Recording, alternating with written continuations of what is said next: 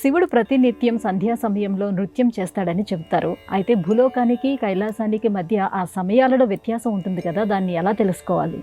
తరుణీ ఒక్క ముహూర్తముండు మిది సంధ్యాకాలమిక్కాలమందరయన్ భూత గణావృతుడైన కామారాతి లీలన్ వృషేశ్వరయానమున సంచరించుచునుండు ఎలా ధర్మమున్ వీడగన్ అంటాడు కశ్యపుడు దితితో.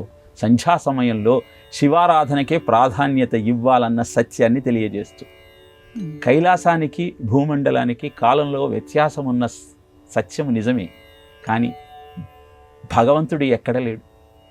అంతటా వ్యాపించి ఉన్న భగవంతుడు కైలాసంలో మాత్రమే ఆనంద తాండవం చేస్తాడు. కనుక ఆ కాల వ్యత్యాసాన్ని గమనించి మనము అలసత్వంతో ఉండాల్సిన అవసరం లేదు.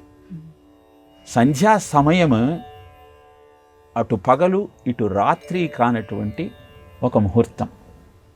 ఆ సమయంలో కలిగేటువంటి ఆలోచన పరంపర నుంచి బయటపడాలి అంటే శివారాధనకు మించినటువంటి సాధన మరొకటి లేదు. కైలాసము ఎక్కడో లోకాలన్నీ దాటిన తర్వాత ఉన్నదే కాదు, హిమాలయ పర్వతం మీద ఉన్న కైలాస శిఖరాన్ని ఎవరూ అధిరోహించలేకపోయారు. సాక్షాత్తు శివుడు అక్కడ నాట్యం చేస్తున్న దృశ్యాన్ని ఎంతోమంది యోగులు ప్రత్యక్షంగా చూశారు. విదేశస్థులు ఎంతో ప్రయత్నం చేసి అక్కడి దాకా వెళ్ళాలని ప్రయత్నించి విఫలులై ఈ కైలాస శిఖరాన్ని ఎవరు అధిరోహించలేరు అన్న సత్యాన్ని తెలియజేశారు. కనుక భారతదేశానికి భూగోళంలో ఉన్న ఇతర దేశాలకు ఎలా అయితే కాలంలో వ్యత్యాసం ఉన్నదో, అలానే ఇతర లోకాల కాలమానంతో భారతీయ కాలమానాన్ని మనం పోల్చలేం.